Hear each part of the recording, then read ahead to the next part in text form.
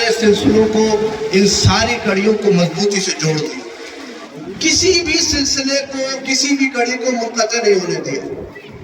اگر ادب و احترام رسول کی بات آئی تو اعلیٰ حضرت نے فرمایا اے عشق تیرے صدقے، جنت سے چھوٹے سستے، جو آگ بجھا دے گی وہ آگ لگائیے۔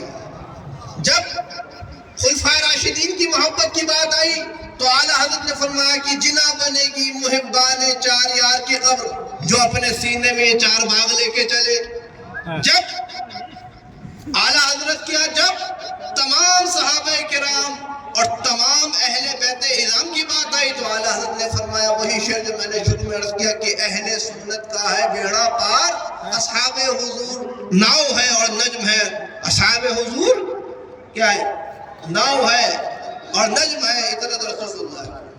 تو حاضرین محترم، یہ سارے سلسلے اعلیٰ حضرت کا کام سے اتنا تھا۔ تو اب جو ہم اپنے آپ کو کچھ لوگ مسئلہ کہ اعلیٰ حضرت سے اپنے تعارف کراتے ہیں تو ہمارا مقصد صرف یہی ہوتا ہے کہ ہم وہی حقیقی سنی ہیں، وہی حقیقی اہل سنت و جماعت ہیں جو ان سارے سلسلوں کو، ان ساری کڑیوں کو مضبوطی سے جوڑتے ہیں۔ درمیان میں جن لوگوں نے اس سلسلے کو کاٹنے کی کوشش کری اور اہل سنت کی معمولات پر گرد ڈالنے کی کوشش کری، سنیت ہی کے نام پر، اہل سنت و جماعت کے نام پر، اعلیٰ حضرت کا کام صرف اتنا تھا کہ اعلیٰ حضرت نے اس گرد کو جھاڑ دیا۔ اور جب ہم مسئلہ کہ اعلیٰ حضرت کہتے ہیں تو ہم یہ کہنا چاہتے ہیں کہ ہم وہی سنی ہیں، ہمارا عقیدہ وہی ہے جو سرکار اعلیٰ حضرت کا عقیدہ تھا، ہم اسی عقیدے پر، اسی مسلک پر قائم ہیں۔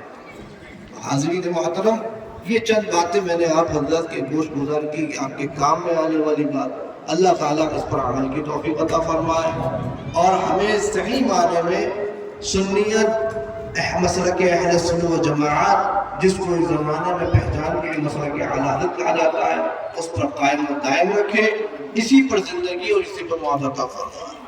اللہ تعالیٰ خیر فرمائے اور میرے ان ٹوٹے پھوٹے جملوں کو بھی قبول فرمائے۔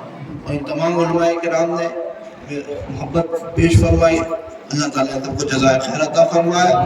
اور سید افطار صاحب جو اس جلسے کے داعی ہیں اور اس علاقے میں سنیت و مسلک اعلیٰ حضرت کی خدمات انجام دے رہے ہیں، اللہ تعالیٰ ان کو بھی جزائے خیر عطا فرمائے اور ان کے ادارے کو خوب ترقی عطا فرمائے۔ آمین برحمتک یا ارحم الراحمین وما علینا الا البلاغ۔ السلام علیکم ورحمۃ اللہ وبرکاتہ۔